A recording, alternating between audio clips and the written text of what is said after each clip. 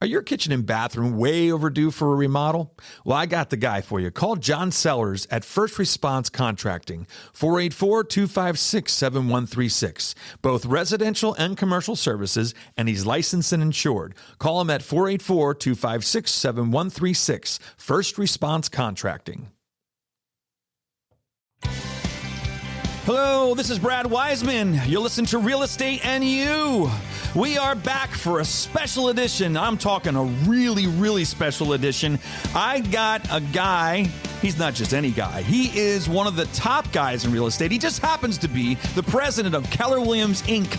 And he is in the hot seat today, and I am looking forward to this. I met him about 2 months ago in person, and I said, hey, will you do a podcast with me? And he said, absolutely, and he kept to his promise. Marc King, how are you doing? I'm fantastic, Brad. I'm excited to be here. I love that intro. That was great. Why, thank you. I appreciate that. Yes. Yes. So, I'm going to we're going to dive right into it. Like you guys always say when you're on stage, we're going to dive right into it. You're the president of the largest real estate company. Now I'm going to say country. Is it the world now? It is the world under one single brand. Yeah, we just crossed 175,000 agents in the United States and Canada, over 200,000 worldwide. And we've just started our worldwide expansion with Bill Sauter, the amazing Bill Sauter off a few years ago, but we're in 53 countries. Awesome. Amazing. So I want to say, what is it like to be you, the president of the largest real estate company in the world? What is that like? What a great question. I don't know. It's humbling. I'll tell you that, because I don't ever look at business or life for that matter as, the leader sitting on the top and all the kingdom reports up, right?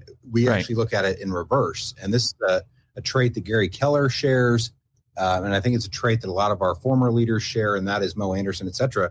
And that is, it's humbling to think about the 200,000 families that I support and that I serve, and that we have to create value for, so that they can have a life worth living and a business worth owning and a career worth having and a legacy worth leaving, experience worth giving. It's part of our mantra. And I would tell you that it's number one, super humbling, but at number two, and again, you're going to find I'm extremely transparent. I call it like I see it. My foot and my mouth are the same size for a reason, Brad. and I will tell you, I don't do this, and Gary will tell you, I don't do this for the income. I'm paid well, and I'm very fortunate. I'm very happy, and that's great. But I would do this for free, and I have other businesses and that sort of thing. I do this because I love this company. This company changed my life. It changed my mindset. It changed how I thought about things. It changed my wealth dramatically. Yeah. It changed everything about my life, and I bleed Keller red. That's why every car I own, I have 3 vehicles. They're all red. My chair's cool. Red. I bleed Keller red. I'm kind of like you. I don't know if you noticed, but I wear red sneakers every single day. And I have like 8 pair of different reds. I love red sneakers. So that's one of the things I do. I love red too. It happens to be my favorite color. But so, I think people will be very surprised, Marc, when they find out, and I just heard this in one of your interviews and it just blew my mind, that you actually came from one point in your life living in a car. Yeah. So it does surprise people. And I will tell you that, if I were going to write an autobiography, which I'm not going to do, but it seems I'm not that guy. But we did an exercise. If you wrote an autobiography, what would you title it? And mine was very easy. It was A Life of Failure. Oh wow! Because if you look at my life in reflection, I have failed at everything I've ever done. My parents failed at everything they did. I came from my mom was an amazing, super hardworking, 3 jobs all the time, Southern Baptist, loves Jesus. My dad was an alcoholic, unemployed gambler. So I grew up in this environment of there was no feast, but there was a lot of famine. Yeah. And my mom did everything she could to keep the family together and to keep us afloat and do all those things. But we didn't live paycheck to paycheck. We lived paycheck to car to relative to debt collector to paycheck. Yeah. And it was a hard upbringing. Yeah, it's what's amazing is that a lot of times when people see somebody like you at the top of your game, as the president of the company, and they think, oh, that he had to come silver spoon, or all these different things. I really think that sometimes, if you didn't have that life in the beginning, you probably wouldn't be where you are today. You wouldn't be the Marc King that you are today. You show up differently now because of your life back then. 100%. And I have a theory that the more pain you go through, the easier it is to gain more. And you see this all over life. You study personal finance, which has become my passion for the last 20 years because I knew nothing about it. Yeah. And I've read thousands of books on the subject, et cetera. But when you study these rags to riches stories, it's not an accident that the people who've built the biggest lives went through some of the most tumultuous things growing up. And it's just a societal thing. When you have what I'm going to call a normal middle class socioeconomic upbringing, maybe you have to fight a little less to get where you want to be, et cetera. It's easier to get complacent in my mind. And I have lots of examples of that. And the people I know that had the hardest upbringing, I'm by far the person who had the toughest upbringing that I know. And all of them have done something amazing. And I think it's because you're fearless. And my favorite joke now, Brad, is I could go back and live in a car tomorrow, but it's going to be a damn nice car. It's going to be, and it's going to be red. It's going to be red. It's going to have really nice seats, heated seats, air conditioned seats, all that stuff. No, but that's interesting. Yeah. But what a place to start from. I mean, I just, that blew my mind when I saw that interview. It really, really blew my mind. Now I'm going to I got to go in a different direction here because this always cracks me up too. So Gary Keller is like your boss, right? Yeah. Okay. What is that like? So he'd be mad at us for having this conversation because he doesn't treat anybody like their boss. Yeah, exactly. He is an amazing, dynamic accountability coach. Yep. And the thing you have to understand about Gary Keller is when it comes to goals or business, he is the immovable object. So he's going to hit his goals, and I hope you're the person to help us hit those goals, kind of thing. And I love that environment. I'm an athlete, grew up playing sports as an outlet. And so I love that accountability. I know exactly where the goal line is. I know exactly what play I need to run to get there. And by the way, the thing that I would say that shocks the most amount of people about Gary Keller, he's one of the, because he's a very direct personality. On stage, his natural personality, he jokingly says, is if you look at the graphs and charts of personality, he has the son of a bitch graph. That's his word. Oh, that's funny. I'm paying. But that's his normal default setting is super direct. Yeah. Yeah. Where, some of us it's a learned behavior. So, but what people don't understand about him is he's extremely generous. Yeah. And he gives more money away than most people will ever earn in a lifetime every single year. And I don't mean that to brag. People just don't know that side of him. They don't know that he currently pays insurance and expenses for, I don't know what the number is. It's maybe 100 struggling musicians in Austin, Texas. He buys music venue. He single-handedly kind of resurrected the Austin music vibe. Yeah, we saw that when we were down at Family Reunion. Venues that otherwise, and it's super cool. So a random quick story on that. One of my wife's favorite bands. You're a musician, Brad. Yeah. She loves the Eagles. Oh yeah, of course. Don't ask me why, but understand, growing up Southern Baptist, Hotel California comes straight from the devil. The devil wrote it, so you're not allowed to listen to the Eagles. So I was never an Eagles fan. So Gary, who has a box in the new Moody Theater, or it's a basketball stadium, is what it is, at UT. But the Eagles came to town, and so Gary's like, "Hey, do you want to go to the Eagles with me?" And I'm like, "Sure." What's that going to be like? So my wife and I got to go sit in Gary's box and you think, well, you guys work together, but just that experience, the tickets, my wife wanted to go, awesome. And I'm cheap, Brad. And the tickets were like $1,700 a piece. And I'm like, I am not paying $3,400 to go watch a band that has songs written by the devil. I'm not doing it. Wow. But you got to see them really good seats. That's fantastic. And it was amazing. Don Henley. Oh my gosh. Vince Gill. Yes. Vince Gill. I'm going to geek out on this. So he's joined and kind of taken the sadly, the place of Glenn Fry. Yep. Mm-hmm. Brilliant. He sounds just as good. It's one of the best shows I've ever been to. And and I knew every song, as it turns out. So yeah, the Eagles are pretty amazing. Random. Pretty amazing. Yeah. Well, that's cool. So, and that's what I was going to ask you too, is like, what we see on stage for Gary, is that what you see behind the scenes? Because he is very direct. I love the directness of it. I really do. That to me is the way I wish most people would be. I don't like when people, try and soft sell or sugarcoat things. I like to just know, what are you thinking and why are you thinking that, So is he like that behind the scenes? 100%. I think one of his superpowers is he is exactly what you see. Awesome. The part that people don't see, the generosity side, the kindness, the caring, he'll be the first person. If I'm having a bad day, he's the first person to put his arm around me and give me some thoughts on how to correct it. That's cool. All those things. But that part you don't necessarily see on stage all the time. But here's one of his superpowers. He treats everyone fairly. He may not treat everyone equally, but he treats everyone fairly, because there's in a business his size, you can't treat the 500,000 people, because he's got lots of businesses that he's in business with at some level. You can't treat them all equally. You can't give them all equal time. You can't, You can't coach everybody. The man doesn't fall prey to what I'm going to call triangulation or, one of my counterparts here, Jason Abrams, who I think is probably the second greatest mind in all of real estate. He's great. Behind Gary. It would be easy in an environment like this for Gary to triangulate. And, he doesn't do any of that stuff. Yeah. He treats everyone fairly and openly. And this is what I love about him. If someone brings up something, and it's human nature to say, Brad, Jason was, I don't know if Jason was doing his job today, and all those games that happen in corporate America that I've heard about don't happen here, because if you go down that road, Gary's going to call it out, get everybody in a room, fix it. That's cool. So there's none of those games here. So, and I love that environment.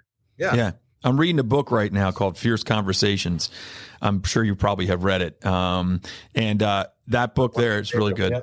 It's on one of my shelves somewhere. I'm reading that right now, and I got to say, it's a really good book. Actually, Susan, our McFadden, our OP, is the one that suggested it for me, and I'm just starting it. And I got to tell you, that reminds me of Gary, because that's how he is. I can picture him being like that. Is that you just get the conversation out?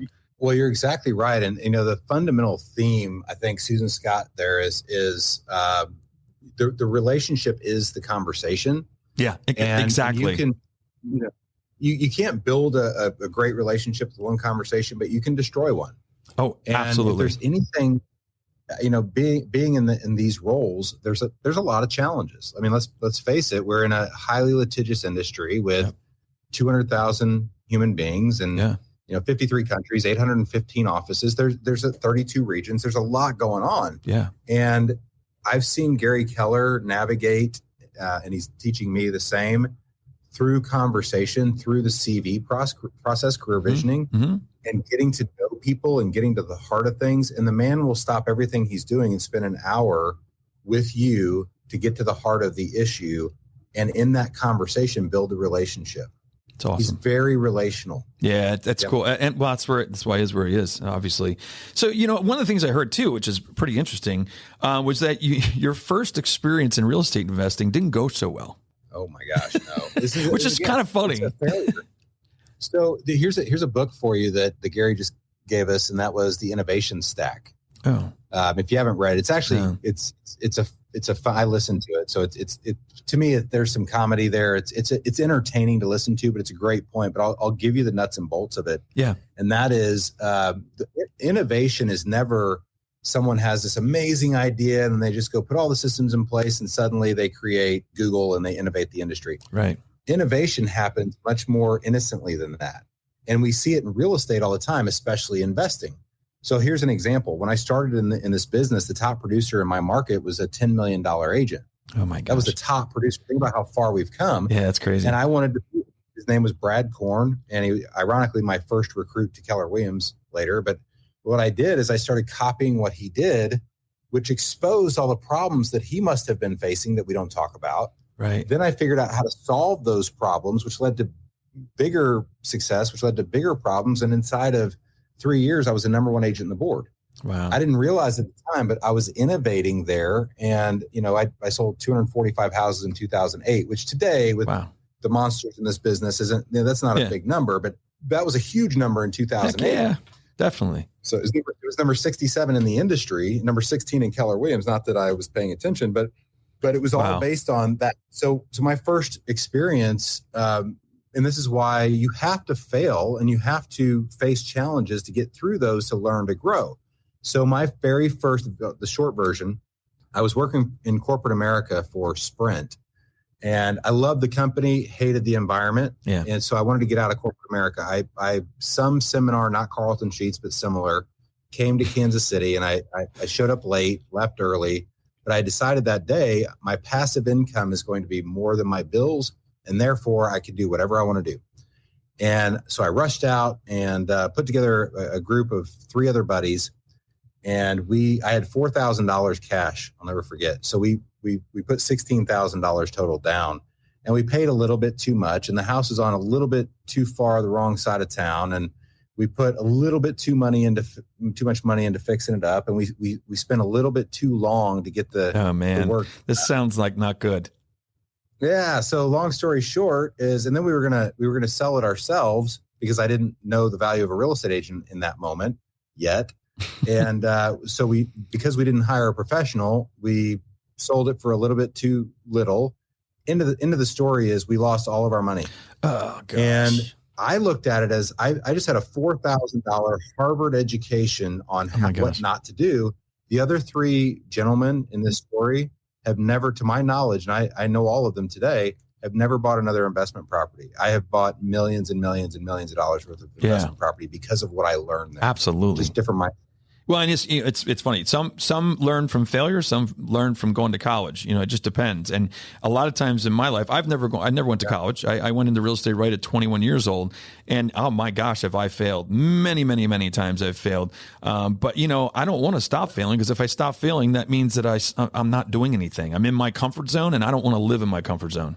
If you're developing other people, this is maybe, what is the secret to attracting amazing talent to your organization? And I'll tell you what mine is, I believe. My word for the year, Brad, is grace, because I move very fast, and I'm kind of direct too. And if I'm not careful, people think I don't care. I'm actually deeply caring. I worry too much about things, and I love people. And my job, and I take it to heart that, Zig Ziglar line, if you help enough other people get what they want, you get what you want. And I heard that for years, and I thought, okay, I get it. You don't get it until you actually live it. Right. But the secret, if you want to create the secret to attracting and developing amazing people who will carry you with them as they grow their own career, it's this: embrace failure. Embrace it. Treat it like I used to tell Rebecca Rose, who changed my life. She's one of the pivotal hires in my life, and now, a millionaire in her own right. And one of the things that we did together is she did not want to make a mistake. And I told her, if you're not making mistakes, you're not moving fast enough. Yep. And so let's not make the ones that take us down. Yeah. But if you're not on the cover of Inman for doing something silly, you're not doing it right. And that's kind of our personality. And by the way, we've been on the cover of Inman twice. Yeah, so thank goodness. Thank goodness. You know what? You're right, though. If you're not doing something, you're being disruptive, like we always talk about. I mean, that's why you're on the cover of Inman. That's what it's all about, So that's really cool. So I'll tell you what, I'm going to wrap up our conversation with the quote that I love that you have come up with, and it's actually, you said your mission statement. It's challenge the limited mindset of a predetermined destiny. What does that mean? So the meaning, interestingly enough, has evolved over time as there's been some growth and some self-development. But very simply, I started out in life with no reason to succeed. And really, we talked about the tough upbringing and no socioeconomic help, no mentors, that kind of, other than in the church, except for my grandparents, who I got to see twice a year, but they were the epitome of God-fearing, loving, wonderful human beings. And so if there's anyone I want to be like in life, it's my grandpa. Mm-hmm. Now, the flip side of that is, he was raised in an environment where if you had an extra dollar, you were then to give it to the church. Yeah. The church knew better what to do than you did. Mm-hmm. And while I was a youth pastor at one point in my life and other things, I've seen that community, like any other, has been kind of abused. But to challenge the limited mindset of a predetermined destiny simply means everyone can do anything. I fully believe that. And I will tell you, and I'm gonna give you an example that is a little bit direct. And that is after the George Floyd murder, part of my role at that time was to review social media posts for all Keller Williams agents. And we had some inappropriate content. We fired some agents, and I'm very proud of the work we did through that. But I'll tell you what I struggled with. One of my friends, I grew up also as a minority in the places that I lived. So oftentimes I was one of a few white people in interesting. A mostly black school.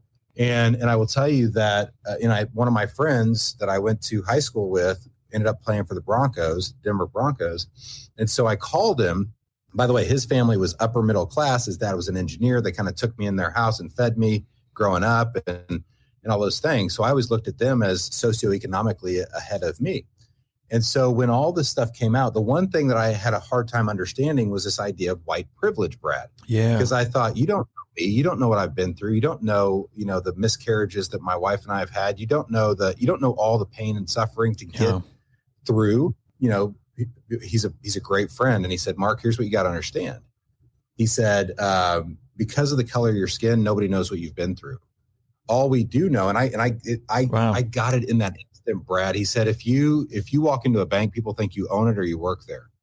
If I walk into a bank, there is someone out there who thinks I'm there to rob it. Wow. And it's just the society that we live in. And I go, oh my gosh, I totally get it now. And that reshaped my entire thought process. So I am overtly vocal about making sure that people, because I have my own unconscious bias. Yeah. And that unconscious bias was because I grew up so poor that I shouldn't be judged for where I am today because I've worked my tail off to get here. Right. Yep. But it's a real thing. That's an interesting look at it. That's a very interesting look at it. I never thought of that before. And the tie up to that is I don't care if in this company, and if you know me, it doesn't matter what gender, what race, it doesn't matter your affinity. None of that matters. If you do the work, you will succeed. And there is no limit to what you can succeed at other than yourself and your own mindset. So I'm challenging the limited mindset because you grew up Black or female or gay or any of those things. In my world, I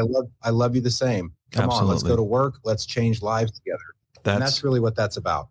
Awesome. I'll tell you what a great time talking to you. And I can't appreciate enough you taking the time to be on a show that I have here, a local show in Reading, Pennsylvania. And it's been great talking to you. It's been great meeting you. And hopefully we'll do this again sometime and get some more information out there about Keller Williams. You're doing a fantastic job. I love the company that I have partnered with, and I can't say enough great things about what you guys do.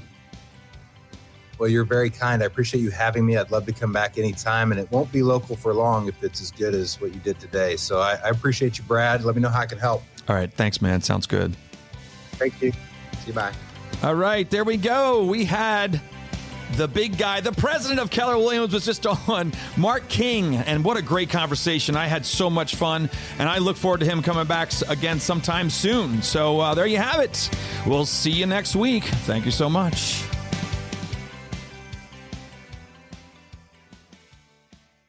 Are your kitchen and bathroom remodels a little overdue? Well, now's your chance to call First Response Contracting. John Sellers will take care of you. 484-256-7136. They do residential and commercial, and they're licensed and insured. Give them a call at 484-256-7136.